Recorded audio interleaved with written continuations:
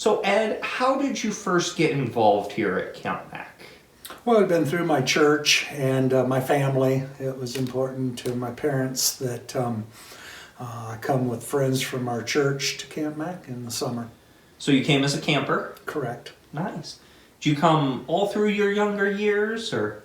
I did. I started out, in them days, I don't remember a beginners or sampler camp per se. My first experience was our church, Union Center Church, Camp Mac weekend, where we came. And in them days, quite a few people from the church pulled their campers down here or stayed in campers. We filled most of them. And I roaming around the grounds, not under a lot of supervision maybe, but yeah, doing church camp weekend here. And then my first experience with camp on my own, without my parents, was the full week here at Camp Mac. Nice. And staying in W5. W5, very cool. So when you were a camper growing up, what were some of your favorite activities here at camp? Yeah, I just loved all the outdoor activities. I remember softball, boating, swimming, or some of the dodgeball or foursquare. Foursquare was a big one. And I think we had activities at school, we had activities other places, but that all inclusive feeling that I felt from fellow campers, I appreciated at camp, and that's probably what drew me back. Yeah, that friendship. That friendship and meeting people that I didn't know and feeling included. Sometimes at your school where you get to know people and you can be pushed to the side maybe. Yeah. So were you ever on summer staff here at camp? I never did summer staff. Okay. I did, was a counselor relatively soon. I do not remember CIT, counselor in training. But actually my first year as a counselor, our now executive director, Gene Hollenberg, was the director of that camp. And it was like a seekers camp that I was a counselor for, but Gene was my director. So what made you want to get into summer camp counseling? I was asked to, first of all. Well, I think that's important because sometimes we don't ask people to do things. We just assume they won't want to do it or whatever. And so I was first asked. And second, I wanted to provide, to the best of my ability, some of the good experiences I had at camp for future campers. Nice. So you said seekers, because you've counseled quite a bit over the years.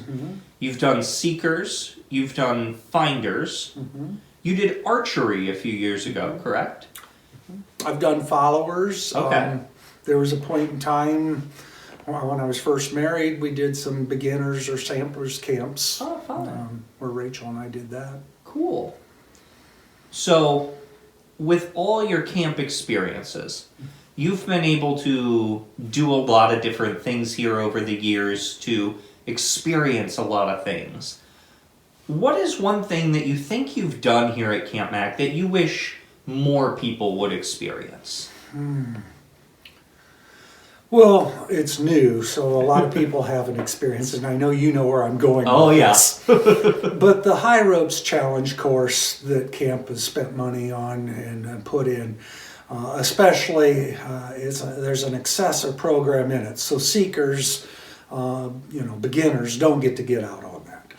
But certainly as you get older, it's something you need to sign up to come to camp for and do because it's a lot of fun.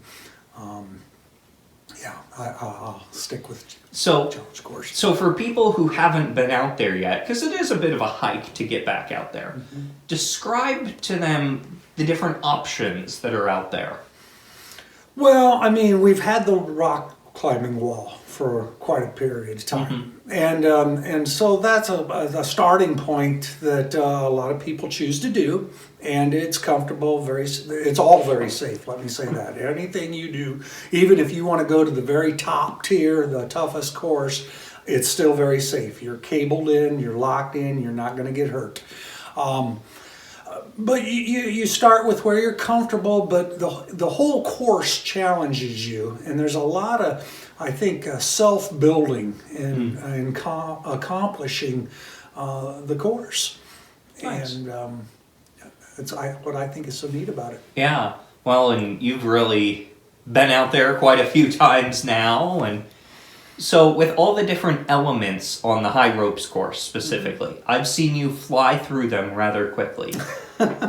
Do you have a favorite element on the course? The top course, and it's kind of a toss up between two. The 7-foot jump. I'm lucky I got long legs, and even for me, it's a jump from the platform to the log. It's much easier if you're doing the course backwards, which usually we don't do, but it's much easier from the log to the platform. But you got to nail the log. You got to nail it pretty well balanced, or you're going to fall off one way or the other. So it's right there, or in between the zip line and this jump I'm talking about. It's not the railroad bridge, which on the lower course, but it's directly above it, some sort of bridge. It's a swinging bridge, most definitely. And yeah, it swings, and you can't do it without hands. You've got to be holding on with some arm strength, and it's fun to see how quickly you can move through it, because the challenge is without falling, moving it quickly. So, with all that you've done, you've been able to experience the summit, or inflatable water slide. When was the first time that you got to go down that?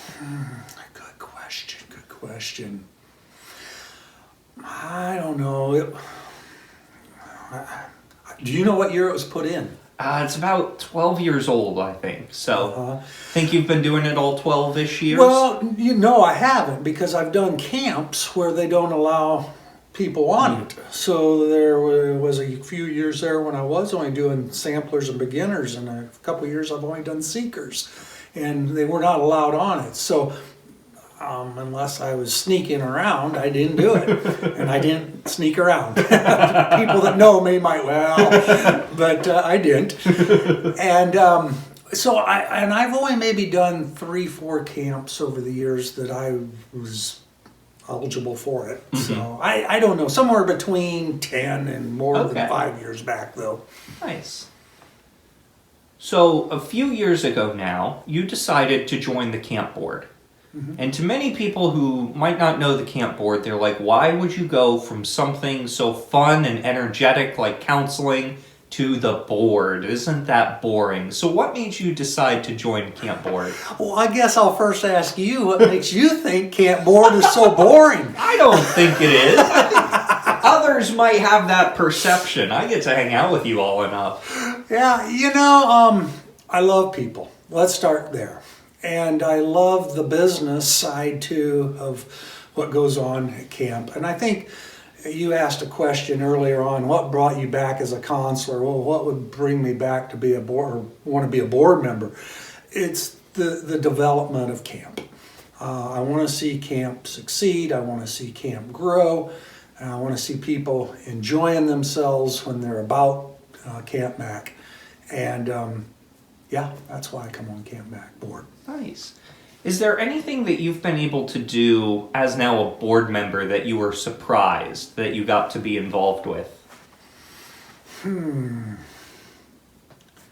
don't know specifically through the board. Probably not, other than other people's perspectives, the new perspectives that is brought to me. Yeah. Okay.